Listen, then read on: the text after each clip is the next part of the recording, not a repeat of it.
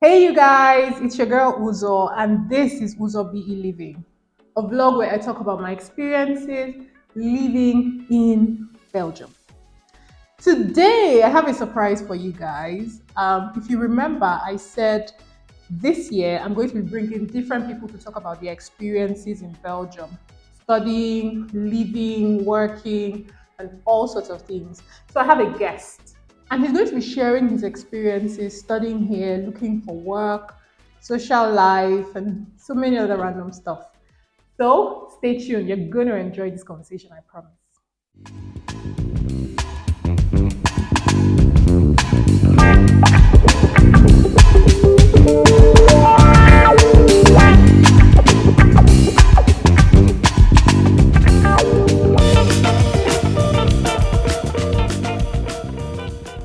Hey, you guys. So, this is my friend Ugo. I'm going to be asking him different kinds of questions, and he's going to be sharing his perspective and experience schooling here, living here, working here, and all of that stuff. So, Ugo, can you share a little about yourself? Yeah, hello people. My name is Ugo. Like Uzo rightly said, I'm Nigerian. I come from southeastern Nigeria.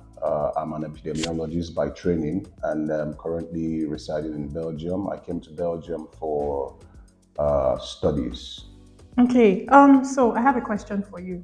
Why Okay. Belgium? I mean, out of all the places and countries in the world, why did you come to Belgium? Well, before now, I worked with an organization called Medicine Sans Frontier, and Okay, Medicine Sans Frontier has six operational centers. So okay. I was privileged to work with the operational center in Belgium, Ah, okay. but with office in Nigeria. So before now, I was frequenting Belgium. Ah, I was okay. visiting Belgium before coming here, relocating finally to Belgium for trainings, meetings, and etc.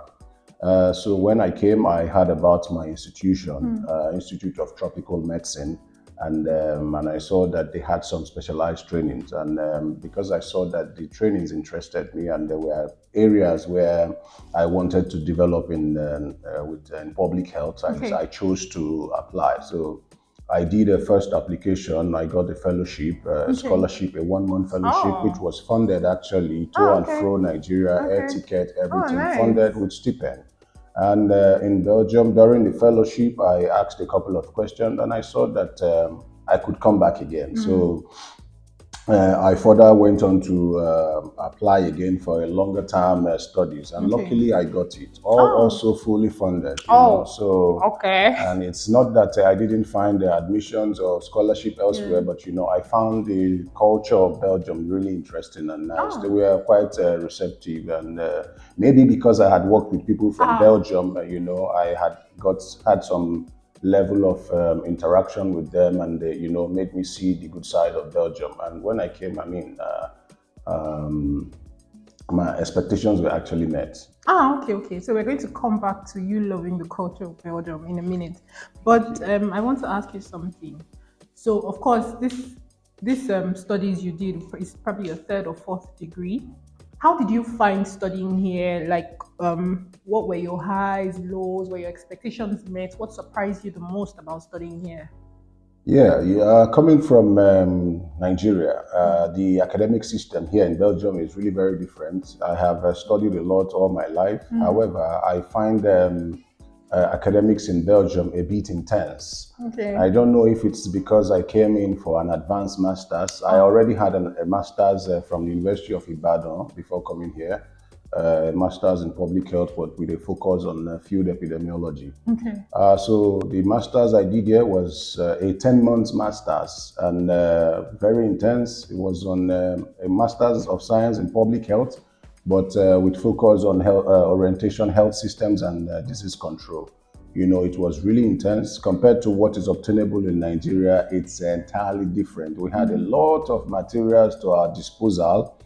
I mean, you think I came in with the spirit of Nigerian Yeah. spirit, thinking that it was going to be like a getaway, Yeah. but I was humbled actually. I was humbled, and I must say that studying in Europe, It's very intense. So if you plan coming to Europe to study, my dear, you have to buckle. You have to buckle up because they study a lot here. The academic system is different worldwide, but it's different, completely different. The teaching methodologies are different compared to what we have back home in Nigeria, and I think the same goes for other African nations too.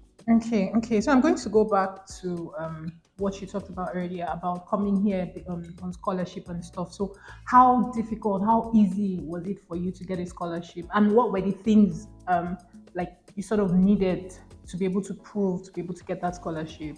Okay, I did not attend a conventional university in quotes. My institution is a research institute, so Yeah. it's not like having. So it's not like being in a proper university. So my institution, for you to secure a scholarship within my institution, you need some level of experience. Okay. Yes, if you do not have academic experience, you have professional experience. So the target is different. So once you have the foundation in public health, or you don't have to be a medical doctor, you don't have to have a medical degree, but you need to have already had like some sort of experience working in the developmental sector or public health institutions in Africa back home, because the institution offers scholarship for people who come from sub-Saharan Africa, or people generally from low and medium income Yeah. countries. So you need that experience, and I have worked 10 years and above now in the public health space, and I think that was what actually made my application stand out. Okay. However, even as a man, I'm not saying because it's gender, but sometimes the institution considers gender balance. If you have more of men from a certain region, they try to, reshuffle to make sure that we have equal number of men and women, and not Okay. look like one gender outnumbered another gender. Okay. Okay. Okay. Now we're going to move into the search year. Okay, How interesting was one. how was the search year for you? Hmm. What? Okay. So I think this question, I'm going to ask a couple of questions in one. Okay. How was the search year for you? What was your strategy? What were the challenges? What would you do differently if you had to do the search year all over again? I must say honestly that the search year was really a challenging one, because you come to Belgium and you think that you can easily secure a job. It's not what it is actually. So what did you do? Um, it's interesting to hear that a public health expert worked in a logistic firm as an order picker. While you work, I needed to do that because Yeah. during your search year, you are exposed to the labor market. You can work for as long as you want, so long Yeah. as you're paying your tax and doing your due diligence as somebody whose status changed. So the easiest job you can get is working in a warehouse. And this warehouse too, there are times where you get to have low volume, high volume. You don't get to work all of the time, Yeah. right? So I kept working in the warehouse as an order picker while I was also studying and throwing in my application to see if I can secure a professional job. But unfortunately, I didn't secure a professional job for the 1 year, because the Yeah. 1 year runs so Yeah. fast. Yeah. It's really fast. So you think that you have all the time. You don't Mm. have all the time in the world, And once that such elapses, I'm sorry, you either go back to being a student, Yeah. or you secure a job if you're lucky enough. Yeah. If you secure a job after your search year or prior to Yeah. your search year ending, then you're lucky. But if you don't, it means you have to. If you're hell bent on being in Belgium or in Europe generally, it means you have to go back to being a student. And while being a student, you can use that opportunity to also search for jobs. And mind you, you have a limit. There are limitations, so there are clauses to all of this. You cannot remain a student forever, because Yeah. once the government sees that you're schooling too long, they might just want to kick you out of the system. Okay. Okay. Okay. So what would you do differently if you had to do the search all over again? If I have to do that, that's an interesting Yeah. question. Thank you very much. If I have to do the search here again, If you had to do it if I again, had to do it yeah. again, I wouldn't come here. I will come to Belgium, but not as a public health expert. Okay. So what would you come as? Yes. Anybody who is coming here, I will encourage you to look for professional courses that are sellable in this society. Normally, public health is generally seen as a career or a field that sells in Africa or regions in low and middle income countries. So you don't have most of the public health institutions here are mostly research based, right? You conduct researches, write protocols, and all of those things. So I really wish that when I come again, When you come again to work. if if I had to do it again, Yeah. I would have uh, wanted to be like a tech guy, Okay. be Yeah. a tech guy, do things like biochemistry, chemistry, industrial chemistry, biomedical sciences. Because over the years, throughout my one stay here, it's almost 3 years now in Belgium, but throughout my stay here, I've discovered that those are the people who secure job easily. The people in logistics, supply chain, biomedical scientists, engineers. You cannot leave Nigeria and come here and say you want to do marketing. No, you can. You Yeah. obviously would not Yeah. secure I any agree good with you job in that actually. area. Yeah. Yeah. So, logistics is a very good field and a very good field is selling. The pharma we have in Belgium here, you have the big pharma companies, and it's the same all around Europe. And supply chain is good Yeah. because you have a lot of supply chain interaction with the pharma company, vaccine movement, and all of those things, Okay, we right? know. Yeah, yeah. Yes. So it's really. I mean, don't underestimate what you have. If you have a degree in chemistry, I bet you will secure a job Okay, easily here. so let me get you straight. What you're trying to say is not just about the search here. If you had known from the very first beginning, you wouldn't have limited yourself to studying public health. Public health, You would yeah, have done something different. different, yeah. So you would have increased your chances of getting work. Employment, yeah. And just to recap what he said, which is something I've said in my previous videos, don't just study a course because it seems easy or people are studying it or something. You have to see how relevant it is to your chances of finding work later. Okay. Also, I need to add, please, Okay. please, Yeah. and please, if you ever think or have conceived the idea of moving to Europe, especially countries where English is not spoken, during your studies, I want you or I urge you to please take time, commit time to learning the language because the language in Belgium, Dutch is generally spoken in the region where I am. I live in the Flanders. I live in Antwerp in the Flanders, and Dutch is their language. So if you want to excel in this region, you have to know the language because the language opens doors. Without the language, you're limited. If you want to rely only on English, it means you have to start targeting international companies. Companies, And how yeah. many Limiting. international companies there are? If there are international companies, they are very competitive. Yeah. So it is better you know the language so that you can easily transition into the local organizations, and that's where you have your future and life secured. Okay. Okay. Let's go move on quickly. So now let's leave school. Let's leave work. What does your social life look like in Belgium? That can be it's a difficult one actually. Why? Uh, I come from Africa, right?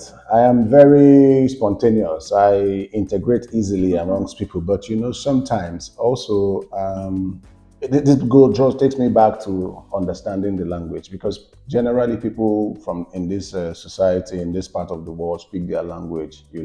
They speak their language, and sometimes the majority of them have a good knowledge of English, right? But they don't they are more comfortable speaking and having conversation in their language. So for me, being coming from an Anglophone country, it's difficult for me to initiate a conversation with Yeah. them. They would rather want you to speak their language, and maybe in the course of the conversation on your discussion, they will now switch to English. Yeah. So it's difficult. So socially, I come from the East, like I would say. I always make reference to where I come from. In the East, is southeastern Nigeria.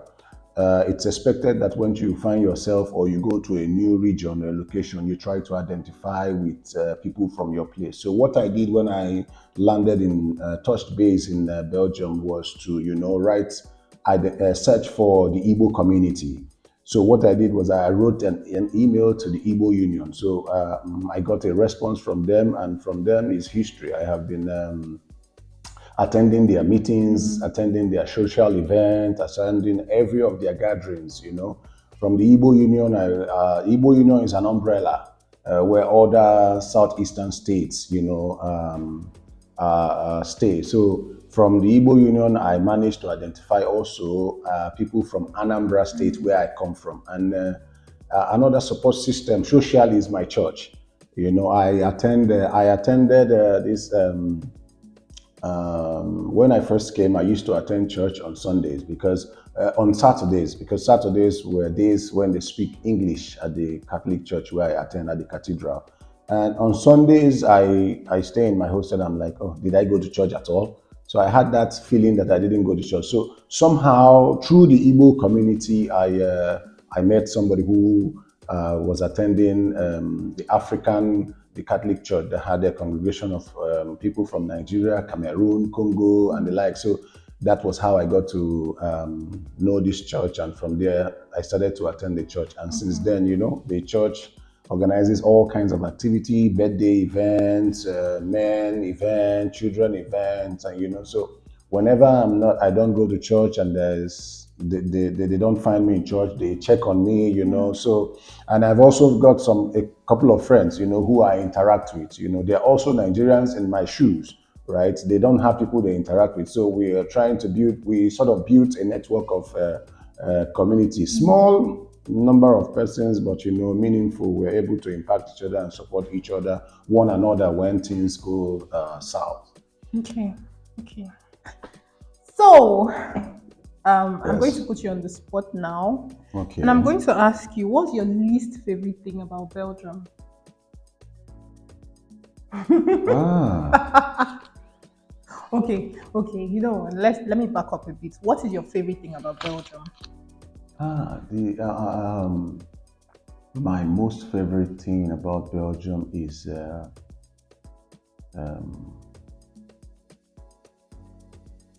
the calmness. I have not visited every region in Belgium, but I can speak about the Flanders where I reside. Uh, the accessibility to Nigerian food. Oh, okay. Yes, I have. One thing, not so many things. Okay, the people are generally welcoming. Okay. Generally welcoming. Life is not so expensive. Yeah, it's not very That's expensive. two If things. you have a job, Just two things. you can. Yeah, but the Belgians are generally accommodating. Okay. I'm not saying everyone. List now. My list Your is least favorite thing. One thing. is the language barrier of not being able to secure a job. Yes, the language barrier. Okay. It's been an interesting conversation for real. I Thank have you, really Zara. enjoyed it. I hope you have enjoyed it. Now I'm going to ask you in 30 seconds, what would you tell someone? What would you advise someone who is coming here to study and possibly look for work? What are the most important things for that person to know? In 30 seconds or less. For me, I will tell you, if you're planning to come, my advice is for you to be strategic. Okay. Be open-minded. Don't say that it has to be this. before you come, research on the labor market, research on the kind of expertise that Belgium wants before putting in your application. I know we're on all of this Japa spree, right? We want to just leave. We want to just leave. It's not all about leaving. It's about coming in and making an impact, Okay. and letting that impact work for you at same. So Okay. it's good, be strategic, identify the right courses, and shoot your shots. Oh, okay. Well, it's been an interesting conversation for me. I hope you enjoyed it. If you have any questions, sure, I'll be happy to pass them on to Ugo. And maybe I can beg him for his email address and put it on there so that you can contact him directly. Well, thank you, thank you, thank you. Remember, if you like the video, if you like my videos, please thumbs up, comment, share, subscribe. I love you guys. Thank you for following. Thank you, Ugo, once again. Thank I you, Zo, really for appreciate having you me. being Thank you for here. having me. Okay, take care and see you in the next one. Bye bye. Bye bye.